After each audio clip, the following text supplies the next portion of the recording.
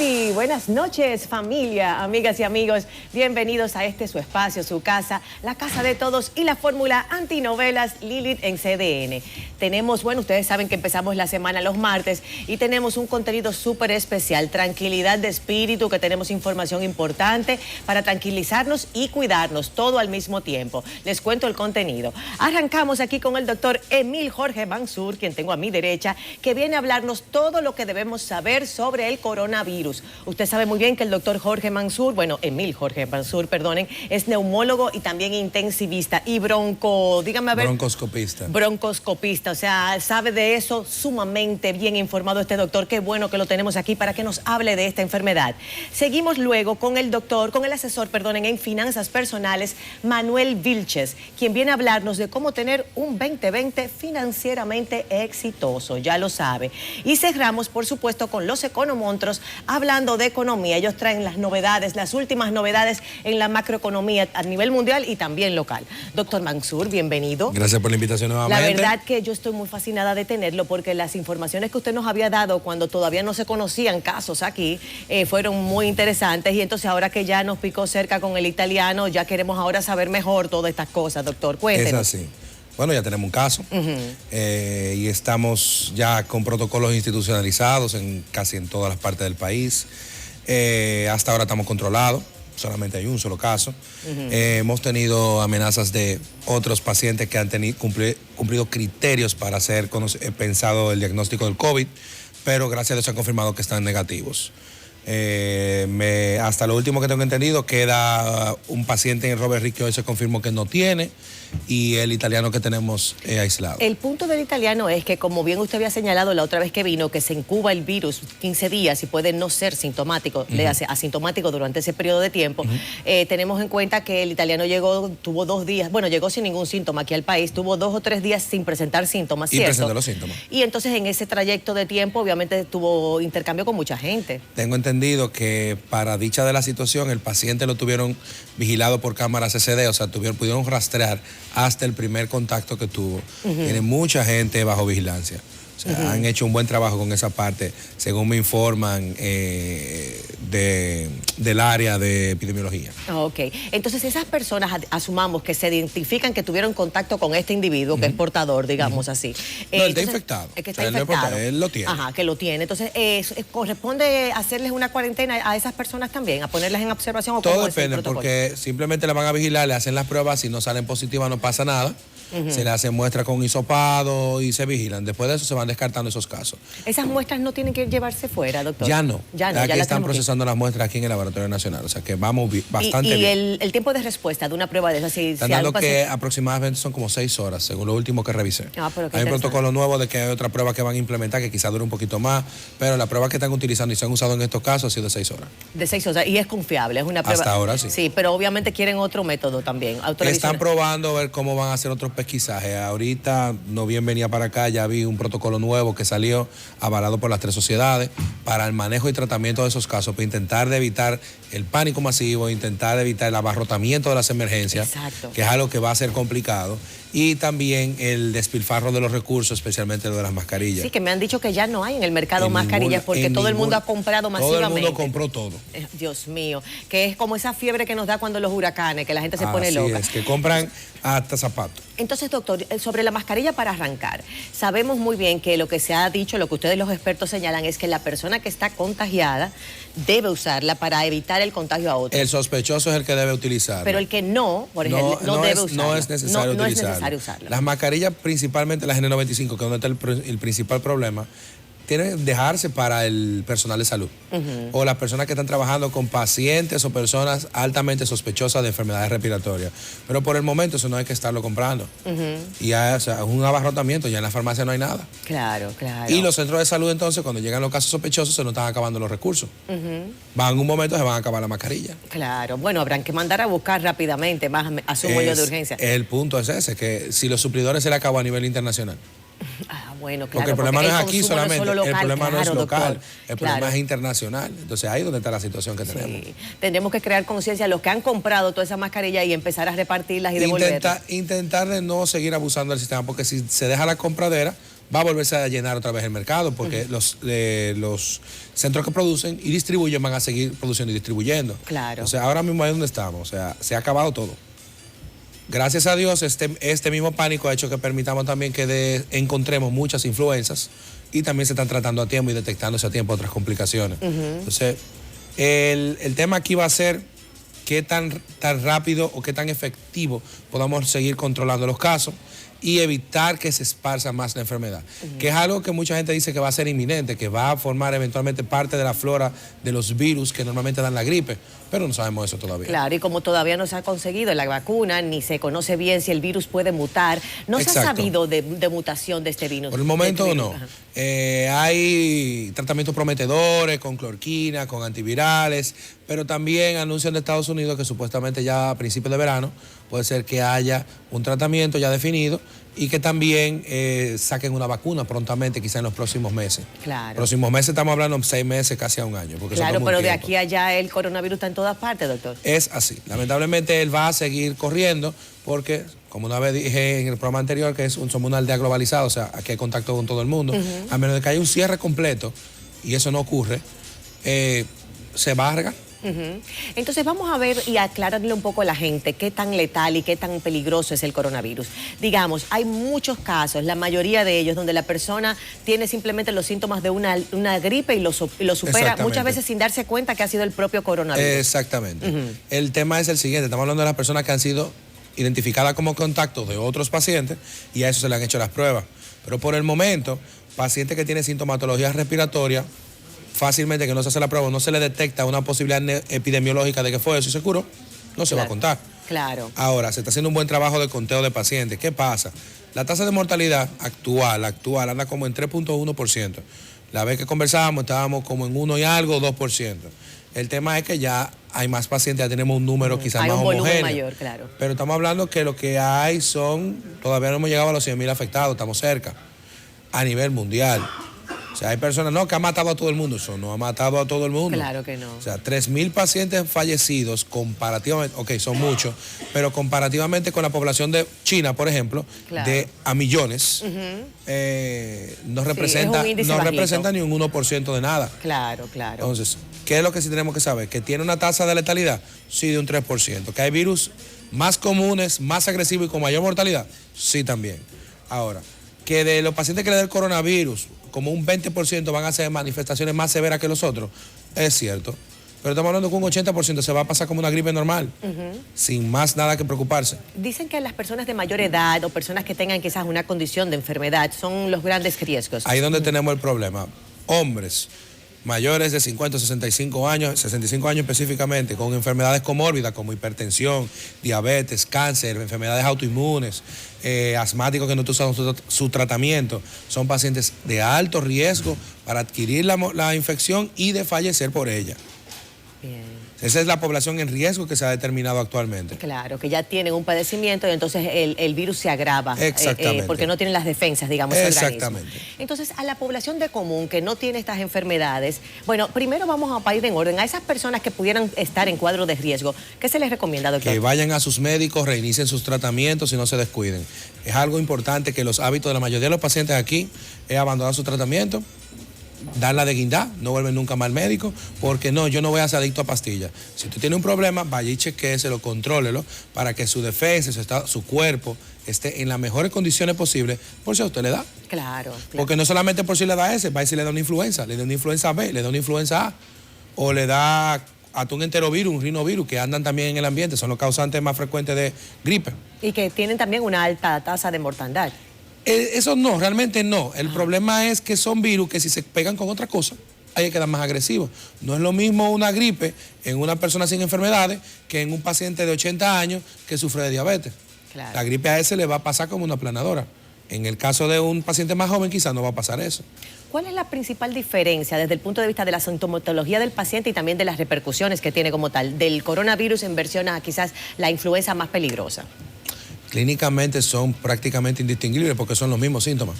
O sea, puede ser que usted quiera alegar que el coronavirus te puede dar una fiebre más alta o que la influenza A te puede dar una más alta. No. Todos de una forma u otra tienen similares síntomas. Ese es el problema. La única diferencia al momento es el nexo epidemiológico, es que usted sepa que ese paciente haya estado expuesto a alguien con coronavirus. No solamente a alguien con coronavirus, más fácil a un lugar donde esté exportándose casos de coronavirus. Si yo viajé a China, si yo viajé a, qué sé yo, a Florida, donde haya donde se ha muerto uno, o visité a alguien en el hospital donde está uno de los excluidos, como en el Presbyterian, que hay uno, y viceversa. En el momento eso es lo único que nosotros nos hace pensar en un coronavirus. Claro. Pero de nuevo, la mayoría de los casos, y es algo importante, la mayoría de los casos lo que van a hacer son de gripe, neumonía, bronquitis y de gérmenes ya previamente conocidos que forman parte de la flora que nosotros ya tenemos el tratamos. anticuerpo. ¿Y qué es lo que vamos a estar viendo? O sea, es lo que vamos a estar viendo. Esos son los pacientes que normalmente vemos. Ahora, ¿de qué tenemos que cuidarnos? Que en ese grupito de pacientes, un viajero puede venir, ¡pam!, y salirte que tiene un corona. Claro, claro. Alguien que llegó, por ejemplo, hace 8 días de Europa, de algún destino de Europa. Si llegó de Italia, hay problema, porque ahora mismo se considera que están exportando casos. Claro, claro. Igual que si llegó de China ahora mismo. Claro. Entonces, ¿qué hace eso? Que nosotros no solamente somos los únicos que estamos tomando conducta. Si alguien sale de aquí de República Dominicana y se dirige a otro país, y esa paciente se montó en ese avión con síntomas de gripe y tosió entrando a España... Es un protocolo mundial. Claro. Va agarrado por 14 días. Claro. 14 días excluido hasta que se averigüe el caso. Porque lamentablemente no hay forma de saber en el momento. Si hizo una fiebrecita y es más seguro todavía. Claro. Entonces, básicamente eso. Se considera que los pacientes que tienen ahora mismo estas afecciones manejan una temperatura mayor de los 36.5, pueden andar rodando en 38. Entonces, por eso es que funciona la pistola de temperatura. Que, bueno, que obviamente que también se pudiera confundir con cualquier otro virus. Causas de fiebre. Pero por lo menos es un colador, es un Claro, primer colador. ¿Tiene fiebre? Usted no va para ningún lado hasta que se averigüe. Hasta que investiguemos. Porque obviamente yo pienso que a todas las autoridades y a la comunidad médica en general le ha impresionado la capacidad de expansión rápida que tiene el virus y de contagio. Se ha visto similar que otros virus, porque por ejemplo la influenza se puede regar a velocidades similares. O sea, estamos hablando, los virus aerógenos, los virus que tienen capacidad de irse por partículas respiratorias, se riegan facilísimo porque es de persona a persona. Claro. Tiene que ver con manos, tiene que ver con personas que tengan lentes, tiene que ver con contacto directo. Eso nosotros no lo podemos detener porque somos entes sociales. Nosotros nos relacionamos, entonces eso es lo que nos hace propenso a regarlo. Claro, pero en el caso del coronavirus en particular, siendo un virus nuevo y desconocido todavía en términos, bueno, digamos plenos para saber la cura y todo esto, ¿se ha sentido esta expansión rápida en un corto periodo de tiempo? Se ha sentido. De un virus que es desconocido, por lo tanto se ha nuevo. sentido y se le ha dado mucho seguimiento porque que se le ha prestado más atención probablemente que a los otros virus. Ya. Yo siento que a este se le ha prestado más atención probablemente que a la influenza, que a los otros familiares anteriores del coronavirus, porque tuvimos cuando sucedió, por ejemplo, del SARS, lo del MERS en Egipto. O sea, tuvimos crisis en esos momentos, tuvimos crisis, por ejemplo, con el ébola. Pero a este se le ha dado mucha publicidad a este virus. No obstante, no estoy diciendo que no hay que preocuparse, pero no es una causa de alarma. No es una causa de alarma, o sea, vamos a tener casos, hay un protocolo, lo que hay que aplicarlo. Nosotros el personal de salud nos estamos capacitando, no solamente lo que ya tenemos los entrenamientos para manejar eso, sino los demás personales de salud para detectar casos sospechosos y a cada quien hacerle la prueba que no sea pertinente. ¿Cuáles serían esos riesgos que debemos evitar, que usted recomienda, para una persona que, digamos, no tiene la relación con alguien que venga de fuera, pero primero, está aquí? Principalmente lavado de manos. Volvemos a ese punto. El tema del lavado de manos es probablemente una de las medidas más efectivas que hay. El tema de evitar hablar a menos de 1 metro, no toserle a nadie arriba, no estornudar a nadie arriba. Si usted va a hacerlo, tápese con algo, con un pañuelo o utilice el codo. Es importante eso. El uso de la mascarilla tampoco se está recomendando, o sea, hay indicaciones específicas para mascarilla. Y los médicos se lo van a indicar. No se salude con besito, doctor, entonces. Vamos a evitar eso. Porque los dominicanos somos cariñosos. Entender, no saludar el besito, las manos hay que evitarlas, se puede saludar así, como sea. Pero intentar evitar ese tipo de contacto. O sea, mantener esa distancia. Mantener 1 metro, metro y medio por lo menos. Dicen, los libros recomiendan 2 por lo menos, pero 1,5 metros es suficiente. Señores, pero tiene unas repercusiones en la forma de relacionarse de los seres humanos muy importantes, y sobre todo los dominicanos. No solamente eso, porque por ejemplo, aplicar estas medidas no solamente va a servir para el coronavirus, va a servir para todos los otros virus. Sí. Porque vuelvo y le digo, o sea, es una predominancia importante de la influenza ahora mismo. Gracias a Dios, las personas por el susto se están vacunando para la influenza. Entonces, eso ha agotado la vacuna, pero está creando que las personas estén protegidas más para estas cepas agresivas de la influenza, que es lo que queremos evitar.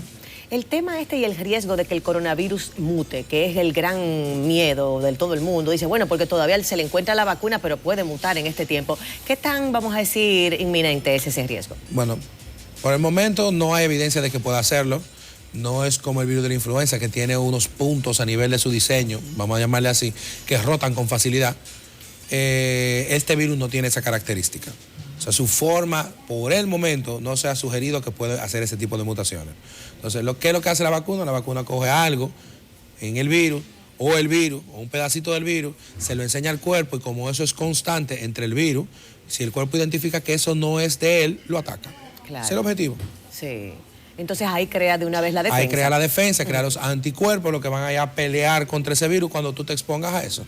Por esa razón, por ejemplo, cuando te da el dengue y te vuelve a dar, ya tu cuerpo lo conoce. El problema es que la respuesta te produce entonces un dengue mucho más agresivo, porque la respuesta autoinmune al dengue lo que te da, por ejemplo, el dengue severo, el dengue con signos de alarma. Y lo mismo pudiera pasar en el caso de la influenza o de enfermedades como esta, como el de virus como estos. Se conoce, por ejemplo, de la influenza, se sabe que si te dio esa cepa de influenza, esa específicamente no te va a dar de nuevo. Por eso es que funciona bien la vacuna. Pero el problema es que la influenza muta mucho, entonces esa cepa cambia mañana. Ahora, todavía no se tiene la data de que pudiera mutar. Pero no es algo tampoco imposible, entendemos que es improbable. Ah, pero interesante que se entienda que es improbable, por lo menos. Se sugiere que es improbable. Todavía no hay evidencia de una o de la otra. Esperemos que no mute. Porque si muta, la cosa es fea. ¿Evitar conglomeraciones o lugares públicos es recomendable o podemos hacer nuestra vida normal? Mira, ir a los malls, si tomamos el ejemplo de otros países, por ejemplo como Francia, que reciente tenía una carrera importante el domingo, que tuvo que suspenderla por esta situación, realmente no es recomendado que en los lugares donde hayan casos o casos importados, se haya tantas aglomeraciones de personas, porque eso va a permitir contagio. Pero es que ¿cómo sabe uno quién está ahí en una, vamos a decir, en una actividad de este tipo? Ese es el exacto problema. Ajá. Entonces, uno tiene que ser juicioso. Por ejemplo, en el momento, no tenemos casos hasta el momento, por lo menos locales no tenemos. El día que haya un caso local, bueno, entonces la cosa tiene que tomarse su consideración. Ahora, cada quien es juicio de su propia persona. Si usted no quiere ir a ponerse en riesgo, porque como quiera va a estar en riesgo, quédese en su casa. Usted no tiene que viajar innecesariamente, no viaje. No viaje, o sea, evitar viajes y evitar quizás sitios muy aglomerados. Yo sufro de rinitis y no voy a coger un avión a menos de que sea una necesidad. Porque si le tosí a una gente o me dio una fiebrecita chiquita en alguna parte, claro, se va a quedar 14 días. Me dejaron 14 días en ese lugar y no me van a pagar un hotel 5 estrellas. Claro, es la realidad. O sea, la pura verdad que es una invitación, porque uno tiene que seguir los mensajes de lo que es de la naturaleza misma. Claro, es una invitación a quedarnos tranquilitos. Tranquilo. ¿Por qué? Porque nos estamos poniendo en riesgo, a pesar de que no está en el medio, pero están otros virus. Alguien tosió y le regó una influenza de la mala que está ahí y se la va a llevar todo el que fue al concierto. Sí. Los riesgos, yo sé que no tiene que ver con este tema de la economía y una serie de cosas, pero los riesgos de que la gente se quede en su casa, no vaya al trabajo y una serie de cosas. Y también el pánico en los niños, que los niños son... Eso es un tema delicado. Ajá. Es un tema muy delicado. ¿Cómo pudiéramos nosotros tranquilizar a la gente y darle alguna perspectiva confiable sobre esto? Porque yo veo muchos niños asustados también. Con el pánico económico, eso impacta económicamente negativamente en muchos aspectos. Aspectos de turismo, aspectos sociales, aspectos de viaje, aspectos en los diferentes países, porque van a bloquear muchísimas cosas. O sea, hay que medir en China cómo quizá ha bajado el turismo. Estamos seguros de que lo ha bajado. Y también así mismo los negocios. Desde el punto de vista de los niños es un tema más delicado. ¿Por qué? Porque normalmente los niños, su defensa no es muy buena todavía. Y en los colegios, cualquiera que lleva una gripe, se la riega a toditos.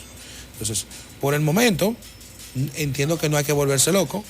Usted puede seguir mandando a esos niños al colegio, no hay casos detectados actualmente. Lo que hay que tener precauciones, niños con sintomatología respiratoria que pudieran ser influenza o pudieran tener gripe de por sí. Que no vayan al colegio. Que no vayan al colegio.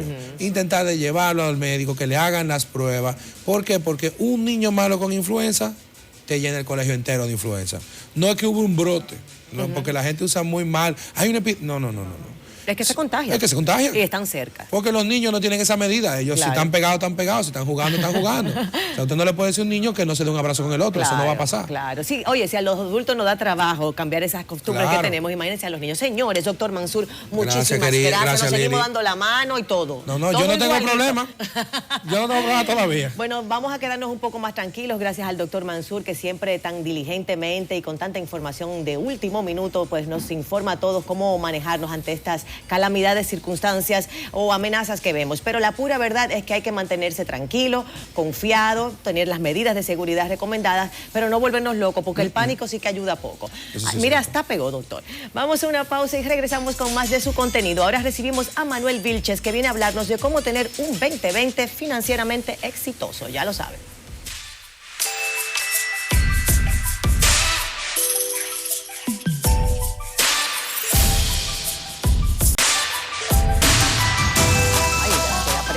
Señores, ya estoy aprendiendo, de una vez consultando al queridísimo Manuel Vilches, asesor de finanzas personales, que viene a hablarnos de cómo tener un 2020 financieramente exitoso. Pero antes de entrar con Vilches, que lo tengo aquí, quiero contarles a todos que yo como pollo de aquí, el más fresco y el más sabroso. Así es que tú también come el pollo nuestro y disfruta del mejor sabor. Y por si fuera poco, también les comento que estamos en Lilith en CDN en todas las plataformas. Ya lo saben, en Instagram nos encuentra Lilith en CDN, en Twitter nos encuentra Lilith en CDN, en Facebook nos encuentra Lilith en CDN, también estamos en nuestro canal de YouTube Lilith en CDN, y por si fuera poco, entramos a podcast en Spotify. ¿Viste, Vilches? En toda parte que estamos. ¿Viste? Excelente, ¿no? Nos pueden seguir por donde quiera. Así es que debe de ser. Muchísimas gracias por atender esta invitación tan interesante, porque tú sabes que de finanzas personales queremos aprender todos. Claro, esto está muy difícil ahora. Eso es súper importante y definitivamente tenemos que aceptar que el dinero es parte de nuestras vidas. Claro. Trabajamos para eso. Lo único casi, como dice uno, el dinero no es todo, es lo único. Eso es lo que dicen, pero la realidad es que trabajamos para eso, sabemos, la mayoría sabemos cuánto ganamos, pero difícilmente sabemos cuánto gastamos exactamente. Claro, y a veces uno no lo quiere ni contar, o sea, para tú ni darte cuenta de ese descalabre que uno para puede ni tener. Pensar en eso. Exactamente, pero vamos a ver, tú tienes unos consejos de cómo uno organizarse financieramente, desde cero, digamos, desde alguien que no tiene la menor idea. De alguien que no tiene la menor idea. Cuéntanos. Y de alguien que todavía en el 2020 no ha iniciado a organizarse. Sí, porque te lo decía que en enero se nos fue, todavía estamos casi en Navidad. ¿Cómo es la cosa de enero y febrero? El tiempo va rápido, el tiempo va rápido y la gente todavía no se acostumbra. En enero todavía estamos de fiesta, estamos recogiendo lo que quedó de diciembre. En febrero todavía estamos tratando de iniciar el año, pero ya en marzo no podemos dar más vuelta y empezar a hacer lo que tenemos que hacer. Ya ahora es ahora. Si no lo has hecho, este es tu momento. Entonces vamos a ver, ¿cómo arrancamos con esto? Lo primero que debemos hacer es establecer metas para este año. La gente con metas triunfa porque saben hacia dónde van. Entonces la idea es que si todavía no tienes tus metas claras, empieza hoy, esta noche o mañana por lo menos, a escribir esas metas. Escríbelas en un papel y trata de ponerla de forma que tú puedas identificar cómo cumplirlas. Eso te iba a preguntar, porque una meta y un sueño son como cosas distintas, ¿cierto? No, y la idea de las metas, o sea, muchas personas simplemente lo que hacen con las metas es, yo me quiero ir de viaje el año que viene. Pero esa meta es muy difícil de medir. Entonces, un ejemplo clásico con el tema de los viajes. Por ejemplo, me quiero ir de viaje en marzo de 2021. Tengo 12 meses para irme de viaje. Y en ese viaje yo necesito 120,000 pesos para poder cumplir mi meta y poder lograr ese viaje. Entonces, ¿qué yo debo de hacer? Esos 120,000 pesos lo debo dividirlo entre los meses que me quedan. En este caso son 12 meses. Eso te va a decir el monto que debes ahorrar mensualmente. Como 10,000 pesos ahí. Ahorrar 10,000 pesos. Entonces, ahí tú te preguntas, ¿esa meta para mí es alcanzable? ¿La puedo hacer? Yo puedo cumplir esa meta sacar de 10,000 pesos claro. Entonces ahí tú te puedes responder si tu meta es alcanzable o no. Claro. Si es alcanzable, bueno, pues excelente. Empezamos a trabajar en eso desde marzo. Si no lo es, entonces tienes que evaluar. O bajas un poco el monto de tu meta o el plazo lo extiendes un poquito más. Si mi meta es hacer más dinero, porque no me alcanza, digamos, que yo creo que de verdad es lo que está viviendo República Dominicana, por lo menos la clase media en completo. O sea, lo que gastas lo que ganas no te alcanza necesariamente para cubrir todos tus gastos. Entonces ya no es ni siquiera un sueño, es nada más cubrirlo, lo que tengo. Bueno, hay dos opciones ahí. Opción número 1, disminuir un poco tus gastos. En caso de que tengas gastos variables que puedas disminuir, tratar de bajarlo un poquito. Y la opción número 2, obviamente, es aumentar tus ingresos. Yo creo, no siempre es más fácil bajar los gastos que aumentar los ingresos. Entonces, la idea con esto, este año, tú quieres generar más, tú tienes dos opciones también. Una, agregar más valor en lo que estás haciendo y en base a eso, bueno, conseguir un ascenso, poder conseguir más clientes si eres independiente. Y número 2, hacer otra cosa. Si tú trabajas de 8 a 5, bueno, pues entonces de 5 a 8, de 5 a 9 de la noche. El pluripicoteo. Hacer otra cosa. Eso es la realidad dominicana. O sea, dominicano igual pluripicoteo, eso totalmente. Yo también, yo trabajo y tengo mi proyecto aparte. Y hoy estoy aquí a esta hora no hay manera. Y yo estoy trabajando también. Y estoy trabajando también. Entonces, esa es la idea. Poder hacer algo diferente, quizás en vez de tú irte solamente a ver películas en tu casa, acostarte, hacer la cena y dormirte y chatear, crear algo que te pueda generar ingresos. Excelente. Entonces, ¿cuál es el otro consejo que nos das? El número 2 es crear un presupuesto. El presupuesto es excelente porque le dice a tu dinero hacia dónde ir en vez de tú preguntarte hacia dónde fue. Yo estoy seguro que a muchos nos ha pasado, porque a mí también, que uno dice, wow, pero yo no sé en qué yo gasté dinero este mes. Sí, y en efectivo que se van rápido. Y en efectivo todavía más. De verdad, se va rapidísimo. Se va muy rápido. No sé, como que tienen patitas. Sí, pero sí. Lo que es eso y la tarjeta de crédito, el dinero se te va rapidísimo. Entonces, la idea del presupuesto es asignarle a cada partida de tu presupuesto un monto que tú debes gastar a partir de abril. Entonces, tenemos marzo para sentarnos, hacer nuestro presupuesto sencillo. Es algo donde tú pongas todos tus gastos que tú sabes que vas a tener. Los fijos, digamos. Y los variables, entonces, asignarle un monto. Por ejemplo, salidas. A mí lo que me gusta es ir a comer a restaurantes. Yo digo, ok, yo voy a destinar 5,000 pesos mensuales para ir al restaurante, por ejemplo. A mí lo que me gusta ir al cine, un monto para el cine. Y un muy tope, importante, digamos. ponerle un tope. E incluir el ahorro. El tema del ahorro que estábamos hablando ahorita de las metas. Y ese es el número 3. O sea, después que tienes tu presupuesto, lo revisas, tienes todo el mes de marzo para revisarlo, ¿verdad? Y en abril empezamos el presupuesto, ¿verdad? A cumplirlo. Entonces viene el paso número 3. Asigna un % de ahorro. Un ahorro donde tú puedas cumplir con esa meta que tú tienes y ponle nombre a esos ahorros. Quizás tú puedes ahorrar para tu meta, pero al mismo tiempo también puedas ahorrar algo extra. Ese extra, ponle un nombre. No simplemente lo tengas ahí. Porque cuando llegue cualquier tipo de tentación, lo vas a gastar en algo que no era una meta para ti. Tú puedes decir, bueno, de esta parte voy a invertirlo. Para el famoso viaje ese puede ser el ahorro para el viaje. El ahorro para el viaje. En caso de que te quede un poco más, aparte del viaje, bueno, pues esa parte la invierto. O esa parte la uso para cambiar el carro en 2 años. Tú sabes que mucha gente dice, ay, pero que yo no puedo ahorrar porque la verdad que imagínate como está uno tan apretado que ni un gustico se da. Pero la pura verdad que me he dado cuenta que todo el que se decide por ahorrar, aunque sea muy poquito, se sorprende como al poco tiempo, oh caramba, pero mira, ya tengo aquí 50,000 pesos. Sí. Hay como un efecto, no sé, sorpresa, claro, porque sí. tú no te lo estás esperando que se acumule así. Claro, y después que uno empieza a ahorrar ya es mucho más fácil porque tú creas el hábito. El ahorro es un hábito. Cuando tú vas creando ese hábito de ahorrar mensualmente, se te va a hacer más fácil a la larga, siempre y cuando tú dures por lo menos 6 meses haciéndolo. Y es muy interesante porque las personas en asesoría, en talleres, que empiezan a ahorrar, después que tienen 6 meses, 1 año ahorrando, difícilmente quieren gastar ese dinero. Así, tan fácil. Claro. Como tú decir hoy, voy a gastar 3,000 pesos hoy. Pero después que tienes ese ahorro y tú ves en tu cuenta, wow, alcancé 100,000 pesos de ahorro. Se le dificulta, wow, yo voy a gastar ahora 50,000 y tú lo piensas, voy a gastar 50,000 pesos en esto. Entonces, eso es lo interesante del ahorro. Aparte de que ahorrando puedes entonces invertirlo, que es uno de los pasos, y así generar dinero. Qué interesante es que estemos sentados aquí trabajando también, pero que nuestro dinero en una inversión también esté generándonos más dinero. La inversión que aquí se señala, uno lo ve como cosas de grandes montos. ¿Tú dirías que una persona que tiene un ahorro de 100,000 pesos pudiera pensar en República Dominicana en manejar una inversión con ese dinero? Completamente. Sí. Mira, en la banca, en los bancos, los famosos certificados financieros, por lo regular son de 10,000 pesos en adelante. O sea, si tú tienes 10,000 pesos, tú puedes ir al banco y decir, yo quiero abrir un certificado, y eso te va a dar una rentabilidad. Y en el mercado de valores ese es de 1,000 pesos. O sea que el monto que tú tengas no te detiene a poder iniciar y a poder hacer tu primera inversión. Claro. O sea que eso no es un limitante. No, y al contrario, vas atendiendo para ir metiendo ahí porque es algo que ya está latente, que existe. Claro. Y es una muy buena idea, aparte de que te genera rentabilidad, también es mucho más fácil gastarlo. Porque no lo tienes en tu cuenta, no vas a ir a un cajero a sacarlo, sino que está en una inversión, tienes que dirigirte a un sitio para entonces retirar tu dinero, que ayuda muchísimo. Claro, también. uno no le pone la mano a eso fácil, ¿no? Claro, Ni cuando eso es está en así. un certificado tampoco, obviamente. Cuando tengo un certificado tampoco, entonces esa es la idea. Uno de los pasos era la inversión. Invertir es muy importante y yo sé que hay riesgos, o sea, la inversión tiene un riesgo, pero aquí en el mercado dominicano por lo menos está súper controlado. Los riesgos están súper controlados, entonces es momento de por lo menos una pequeña parte de tus ahorros, inviértela para que aprendas cómo funciona el mercado. Claro, pero si le inviertes en un certificado, digamos, no es una inversión per se, es una protección de tu dinero con un retorno. ¿Por qué? Porque tú lo estás manejando en un banco. Pero en el caso de la inversión, quizás donde hay más riesgo, ¿cuál sería? Bueno, hay varios tipos de inversiones. En la República Dominicana los principales son los bancos, los certificados financieros, también están los bonos, están los fondos de inversión. Cada uno tiene un riesgo diferente porque depende en qué tú inviertas. Si tú inviertes quizás en un bono de la República Dominicana, de las emisiones de Banco Central o Ministerio de Hacienda, el riesgo es la República Dominicana. ¿Cuál es el riesgo real de que la República Dominicana quiebre?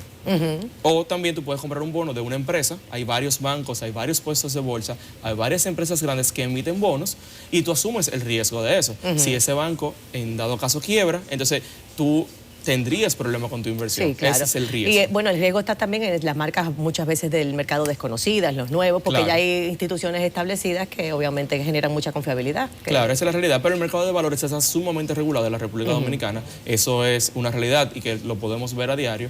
Y la verdad es que las opciones de inversión están reguladas y súper controladas ahora mismo. Bien. Si tú quieres iniciar en inversión en el mercado de valores, mi recomendación es que compres un bono de Banco Central o del Ministerio de Hacienda y así tú por lo menos empiezas a entender cómo funciona y eso mismo te va a crear una confianza en ti para poder seguir invirtiendo. Muy bien. ¿Cuál otro consejo nos tienes? Ya dijimos los 5 consejos. ¿La inversión tiene algo más? Bueno, tenemos las metas, el presupuesto y el último es evitar gastar más de lo que ganas. Eso es básico. Por ahí arrancábamos. Para nosotros es difícil.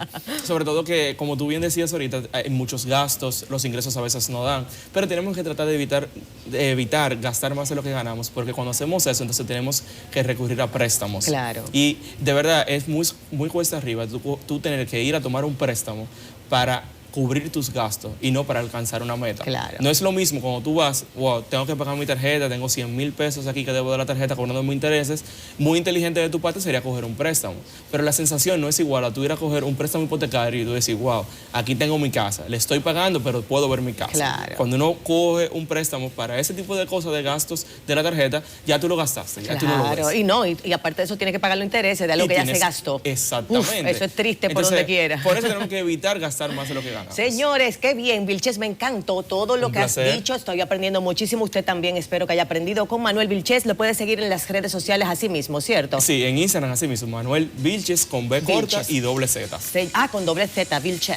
Ya lo saben. Entonces vamos a una pausa y regresamos con más de su contenido. Ahora los economontros vienen a hablarnos todo lo que debemos saber sobre el impacto de todas estas novedades en nuestra economía, tanto mundial como local. Ya lo saben.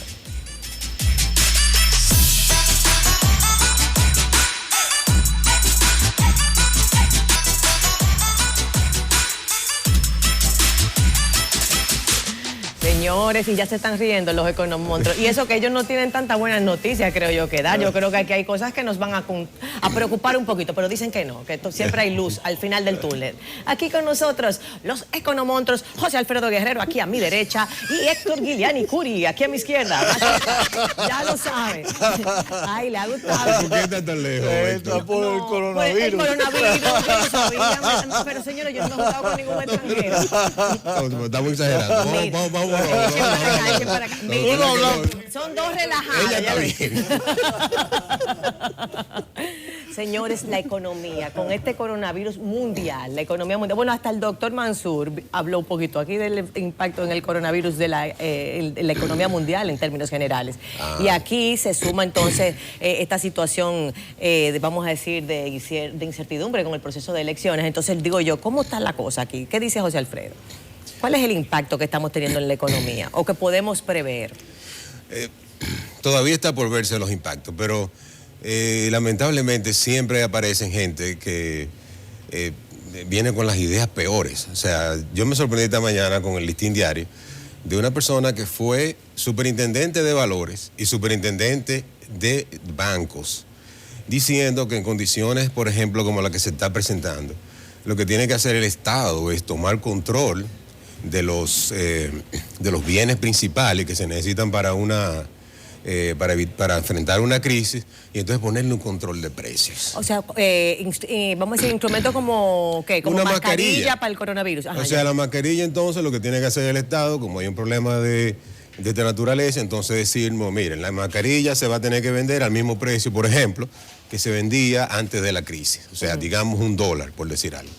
Entonces, esa es una solución genial de este señor cuando es una cosa que no funciona. O sea, en momentos de crisis, al contrario, lo que más se debe permitir es la libertad para que la libertad te produzca entonces la entrada de nuevas personas que produzcan más mascarillas y también la gente que pueda, en el corto plazo, tú lo que ves cuando hay un problema de esta naturaleza es que al subir el precio de equilibrio, ante el aumento de la demanda, gente que estaba, por ejemplo, dispuesta a entrar al mercado con un precio más alto, lo hace en el corto plazo.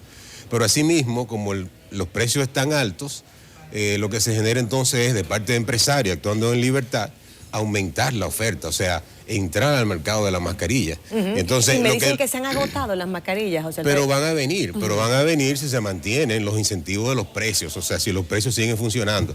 Pero si el Estado dice, por ejemplo, suponte, el mercado de equilibrio tiene 1 millón de mascarillas y el precio es $1, por decir algo. Y el Estado dice, no, mira, hay un problema, tiene que ser ahora el mismo precio porque la gente tiene que recibir la mascarilla.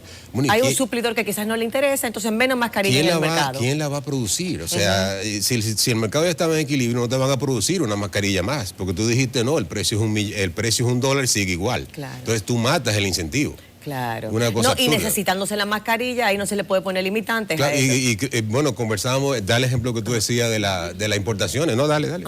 Dinos a ver. Bueno, voy a llegar a eso. Mira, quizás una forma para que la audiencia también pueda comprender la forma que los economistas analizan este tipo de problemas entre como choque de oferta y choque de demanda. Un choque de oferta, para ponérselo en términos sencillos, es como tú llegar a un supermercado y que el supermercado esté vacío y haya muchos clientes, ¿no? Y un choque de demanda es lo contrario. El supermercado está lleno y hay pocos clientes. El coronavirus es una combinación, está teniendo un impacto que es una combinación de los dos. Es un choque de oferta en el sentido de que la factoría del mundo, que es China, la República Popular China, prácticamente la cerraron para combatir el coronavirus. Y, lógicamente, muchas piezas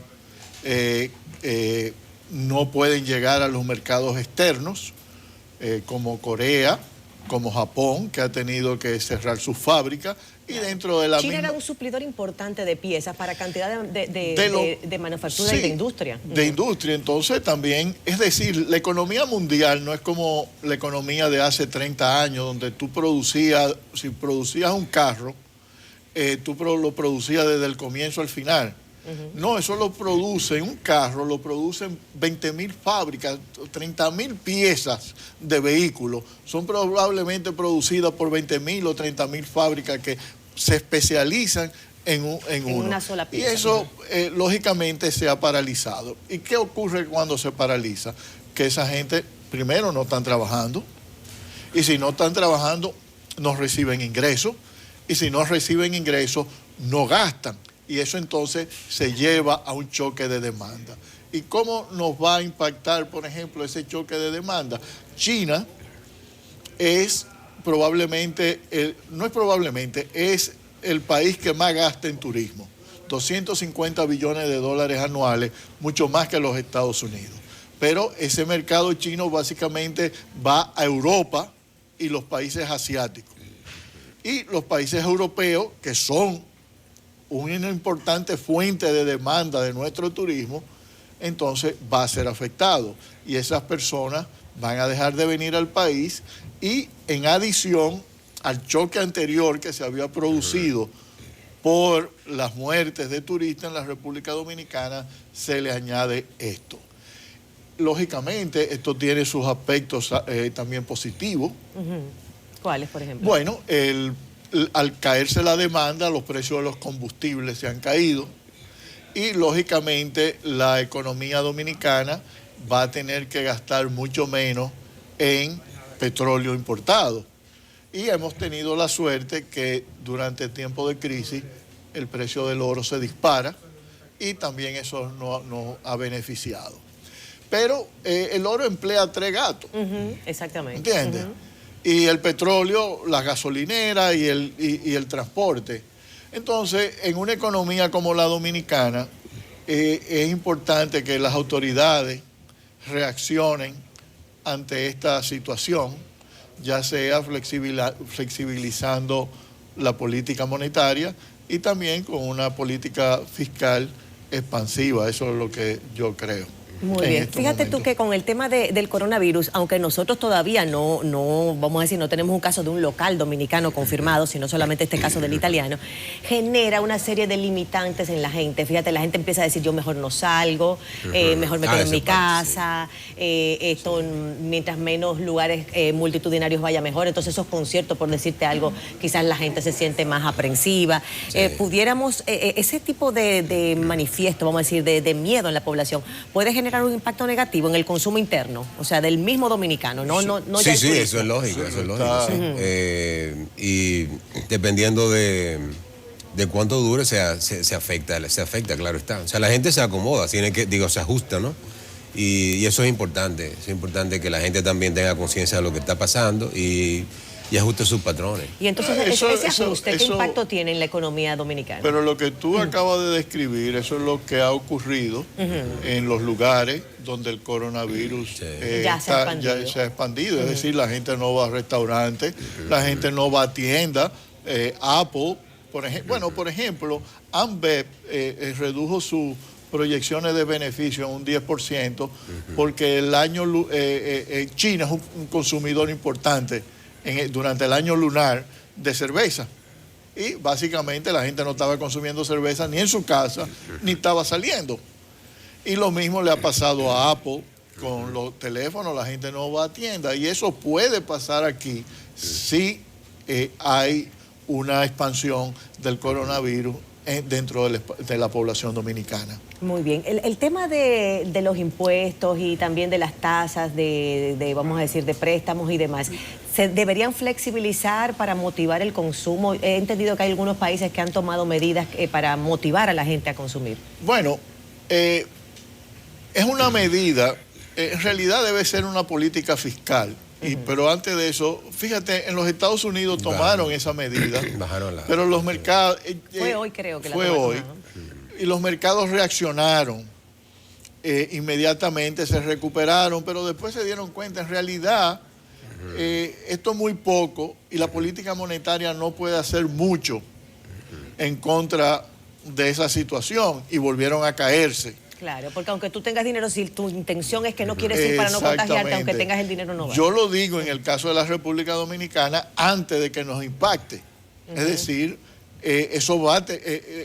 la situación en China va a tener un impacto eventual, no solamente en República Dominicana, sino también en el resto del mundo, porque la economía mundial se va a desacelerar en su crecimiento. Fíjate que China, ustedes mismos habían mostrado aquí algunas imágenes donde veíamos cómo China venía creciendo, en franco crecimiento, digamos, a posicionarse casi como la primera potencia del mundo, en función de que su crecimiento era muchísimo más grande que el de Estados Unidos, ¿cierto? Y se veía ese gráfico donde se iba viendo China en una proyección. Sin embargo, ante esta situación, obviamente la economía de China se cae significativamente y me imagino que ese gráfico cambiará en los próximos meses, si no ya ha cambiado inmediatamente, ¿o no? Bueno, ahí está las maquinarias y equipos, está la población, simplemente va a tener que reactivarse. Ahora, mucho va a depender de cómo reaccione, por ejemplo, Europa. Europa también va a caer en una recesión. Y los alemanes son muy renuentes, ¿no? Sí. A utilizar política de estímulo. Y si ellos también se repliegan y no hacen nada, entonces eso va a seguir afectando la economía mundial. Pero ¿qué tú quieres hacer en la parte fiscal en cuanto a estímulo? O sea, porque es una decisión de la gente de no estar consumiendo, etcétera. O sea, ¿en qué? Bueno, yo creo que primero en la parte fiscal debe haber una movilización del gasto, principalmente en cuestiones de prevención. De prevención, primeramente. En compra de equipos de prueba. Está bien. De crear centros, especializar centros para cuarentena en caso de que haya... Me gustan los ejemplos porque siempre que se habla... una inversión para tratar el virus, pero para fíjate, tratar el riesgo de la enfermedad. Pero lo que pasa es que yo le pregunté a Héctor cosas específicas porque cuando se habla mucho de parte fiscal, o sea, es una cosa que va a afectar a las empresas, pero es siempre se piensa, bueno, cuando los años son malos, entonces que el Estado entonces venga y me absorba parte de la pérdida, o sea, no de esa cosa, estamos hablando es de gasto público para tratar la enfermedad. Fíjate, pero aún también así, información.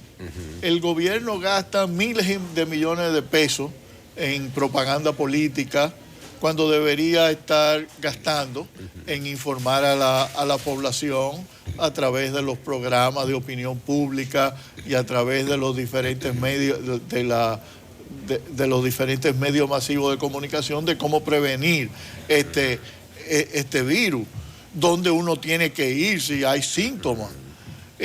Cómo se le va a tratar, ¿entiendes? No Claro. hay ninguna información. Nos informaron hoy el doctor Mansur que ya tenemos laboratorios que aquí pueden ya diagnosticar en 6 horas si tienes o no la enfermedad. Pueden ya hacer, vamos a decir, el diagnóstico ya. Pero y si yo me formal. enfermo, Claro. yo no sabría dónde ir. Claro, inmediatamente hay un proceso, hay un protocolo de cuarentena, desde el mismo laboratorio aparentemente se da la comunicación. Pero es verdad lo que tú dices, Héctor, no tenemos mucha información, esa es la pura verdad. Necesitamos seguir informándonos y tú te imaginas cómo está ya la cantidad de emergencias, que lo decía el mismo doctor Mansur, están saturadas de gente que cuando le empieza a dar algún síntoma de gripe, que aquí la gripe le da a cualquiera, pues se asustan y van. Ahorita, Y un colapso que puede pasar también es que si eso llega también a Haití, entonces tenemos una sola red hospitalaria para 20 millones de personas. ahorita José Alfredo estornudó. Claro, nadie quiere ahora. Fuiste tú en un banco. Señores, entonces nosotros pudiéramos decir que a Dios que nos proteja, literalmente que a Dios nos proteja de una condición como esta, del coronavirus. Mientras tanto, no cunde el pánico, no todo el mundo muere, es una enfermedad que muchísimas sistema Y hay inmunológico que confiar que se supera. están invirtiendo muchos recursos en buscar alguna cura. O sea, realmente Es cuestión de tiempo, es cuestión digamos. de tiempo. Yo Sí. creo que Saber esperar y bueno, luego en los ya. países desarrollados. Exacto, Fíjate- por eso se va. Fíjate que no habíamos oído tanto escándalo con el SARS y con otros virus que han relativamente sido tan importantes o en términos de tan peligrosos o desconocidos como lo es ahora el coronavirus. Bueno, pero es que no tenía características de pandemia. Pandemia es cuando un virus se difunde A en más de un continente. más de un continente Claro. o más de un... Pero entonces se va a dentro de poder una- votar entonces las elecciones, porque Esa es una caja de Pandora que tú estás viendo. En realidad es una caja de Pandora. Es una caja de Pandora, José. Si la gente va a ir a votar ante esa concentración de personas y ante este tipo de situación, ¿qué van a hacer los partidos políticos? Esa es una excelente La observación. parte de información importante es ahí. Sí. Sí. Claro, no, de verdad que nos tenemos que despedir y yo no estoy oyendo bien por aquí, pero la pura verdad es que yo creo que ese es el tema del martes que viene. Me dicen que sí en producción. En elecciones. Porque la verdad, que ya veremos lo que habrá Elecciones con coronavirus. Señores, la pura verdad es que hay que Para el invitar a cambio la de población corona. a que esté tranquilo. Hay que invitar a la gente a que esté tranquilo. Y también queremos elecciones. O sea que, nada, Dios que reparta suerte. Pues ya vamos tú a no estar. nos saludas. Vamos, sí, vamos protegidos a votar. Vamos protegidos a votar. Señores, gracias por la sintonía. Mañana nueva vez su cita aquí en la casa de todos. La fórmula antinovelas.